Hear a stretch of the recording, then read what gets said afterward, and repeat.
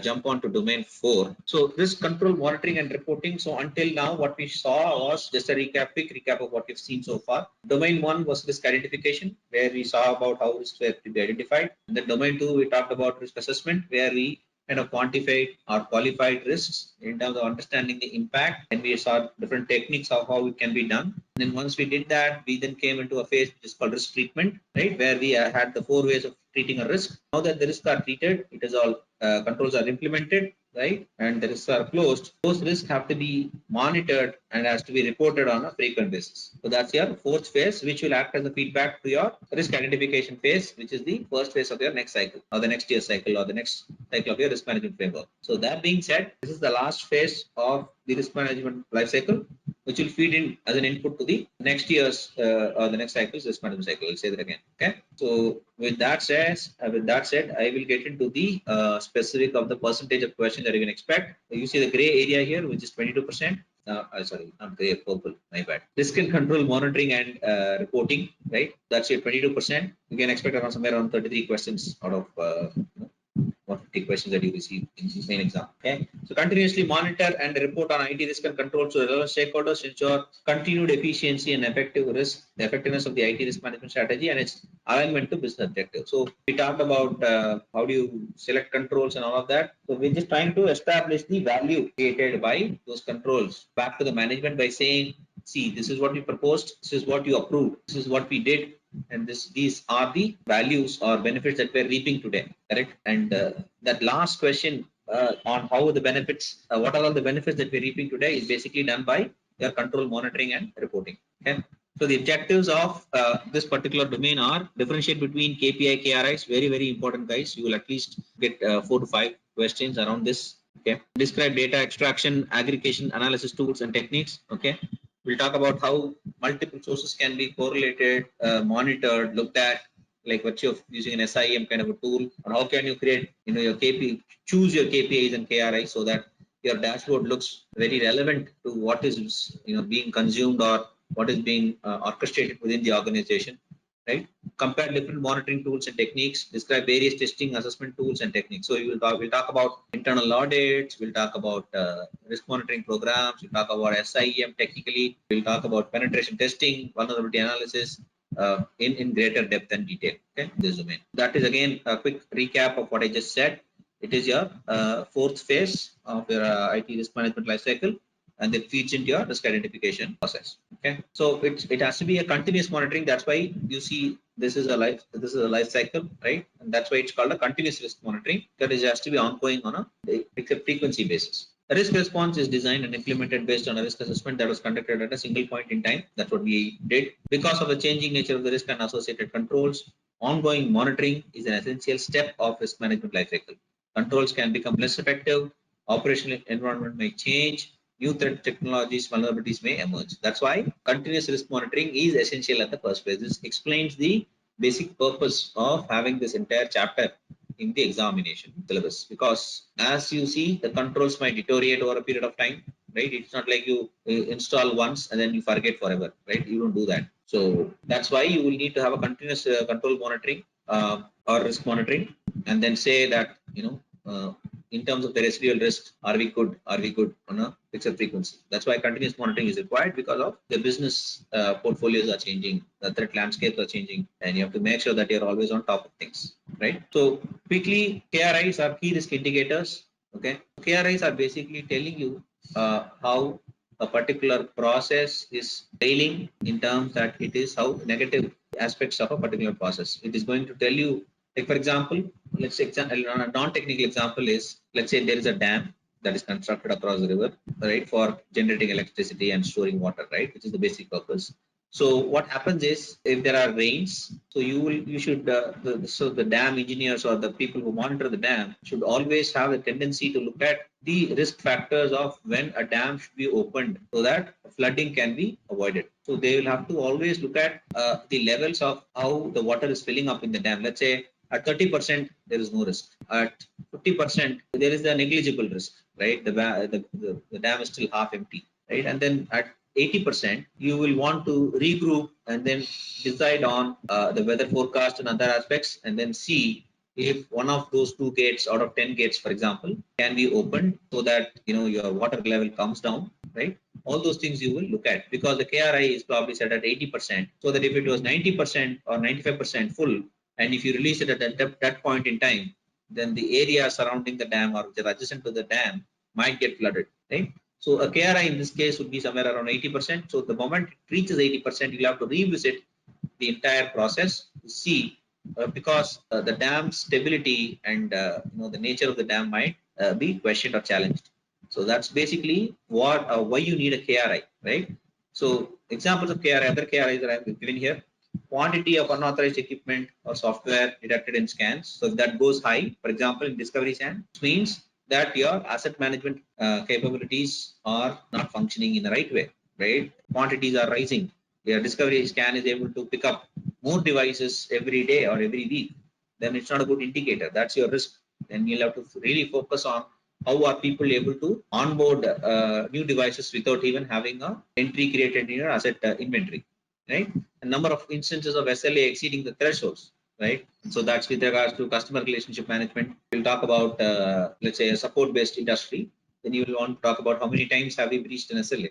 So it's not like you will have it at 0 level. You'll probably say, I am okay with 5% of SLA breach, and my KRI is at let's say 2% or 3%. Then the moment it reaches 2%, I'll have to revisit and then see why those specific instances have been breached, and then I'll have to go back and look at and revisit my process again. So those are indicators. There are a lot of examples that I've given. I will probably leave it to you guys to read for a minute, but after I complete this slide. So other benefits of KRI support is KRIs will support your risk appetite. So it has to be decided in line with your risk appetite, which we decided earlier as part of our strategy. KRIs support your risk identification because it tells you, like in the dam example, in the Discovery Scan example, it tells you there is a problem somewhere and you need to probably focus on that particular area because you have a predefined KRI set for that particular area, right? And then you can also focus on risk mitigation. How do you address, now that you have identified a problem, how do you address that problem?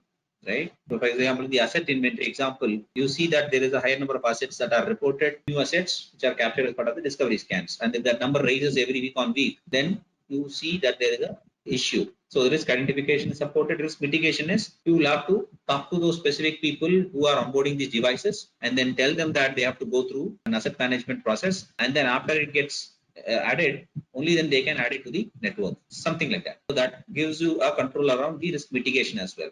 Right?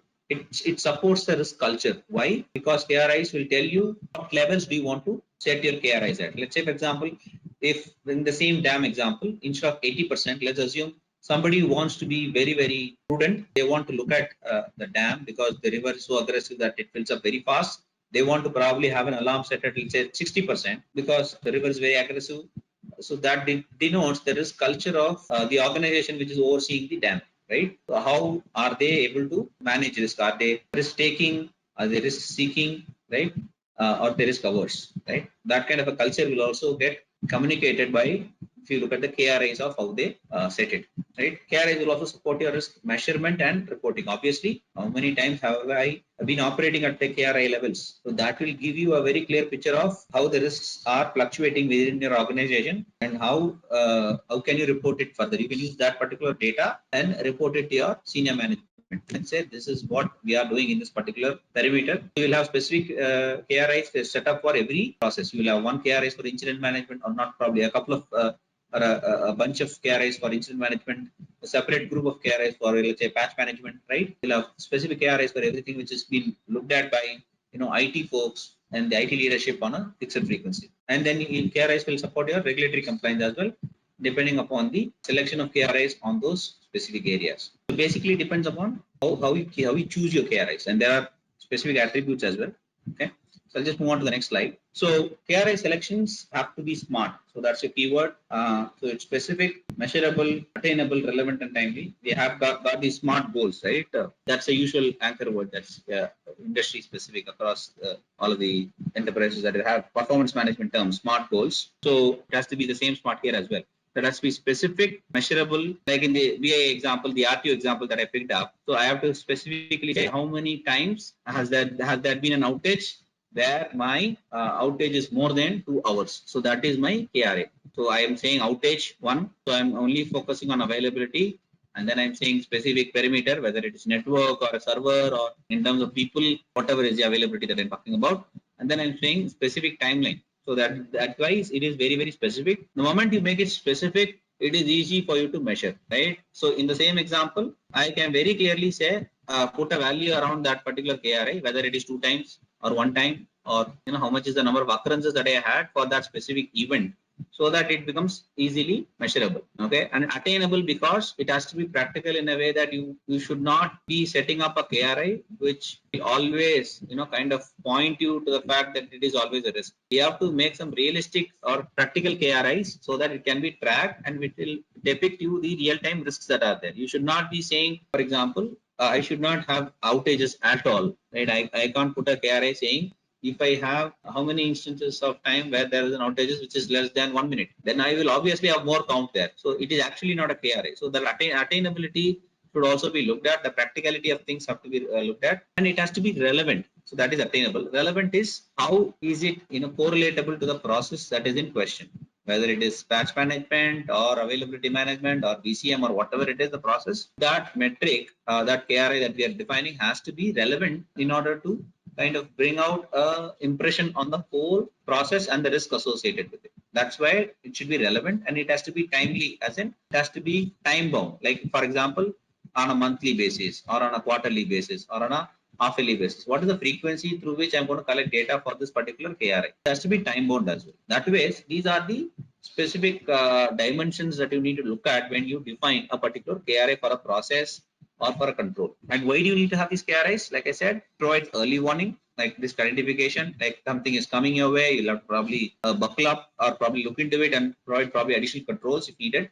Right, provide backward looking view on risky events. Okay, you can also provide, you can do a trend analysis. You can look at the KRIs probably if something has occurred and people have not looked at it for that particular month. So you will see that over a period of time when there was an impact or there is actually an incident, you will be able to see that this issue was actually popping up in every month on month and the levels have been raised. In the same DAM example that we picked up, let's say the KRI was 60%, and you would see that on a weekly basis, if they were discussing KRIs, you would see that the percentage value has increased on a weekly basis, and suddenly the flood would have happened, right? Because they opened it right at when it was at 85% or 90%. So that way you will be able to see how the trend has happened, and it will provide you a trend on how things or events have happened, backward looking capability. It will help you to do your RCA as well. Enable documentation and analysis of trends, which is exactly a coexisting point to the previous point.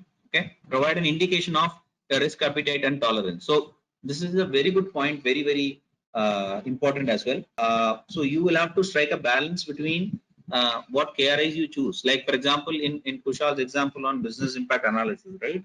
RPO. So that is a very good example of the risk availability risk that we have. So let's say our appetite is only 2 hours. Then I set up an RTO of let's say 90 minutes. And if my RTO is 90 minutes, then I'll have to set up an KRI, which is probably 1 hour or 45 minutes. So that I track that for 45 minutes, so that even if there are lapses, I still run into a RTO of 1 hour, which is still okay because my larger RTO is only 2 hours. The enterprise RTO is only 2 hours. So it kind of correlates to your risk appetite and tolerance bands that you have at an enterprise level.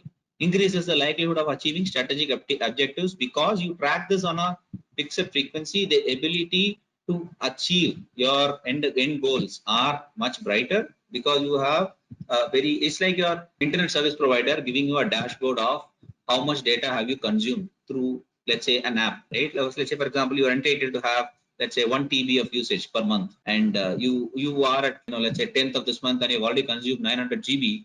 Then you are actually running into a risk of exceeding your free quota, or running into a possibility that you will probably consume more data or pay excessively in your internet bill for this month, right? So that's a very good indicator. That way, when you see that you've already consumed 900 GB of data, you can be sure that you'll have to restrict your internet usage or start using your alternate secondary sources of internet storage through your mobile SIM card or whatever it is, right? Your mobile data or something, so that you are low on your internet usage, so that you kind of manage the 100 GB for the rest of the 20 days in this month. So something like that. So that will help you to align to your strategic objectives, assisting in optimistic risk optimizing risk governance. So it will basically say how are we doing in terms of achieving a particular goal, how are we doing things, how better are we doing things, right? So KRI will tell you, okay, because we did not reach this KRI, we have the confidence that we are able to, that we are doing things today in the right way, and we are having an optics on how things are happening, because it is at that particular level, at this that level for this particular month, we are sure that we are not running into any imminent risk down the line. So that kind of a governance and optics to the leadership and management is also provided by optimizing these KRIs. Okay.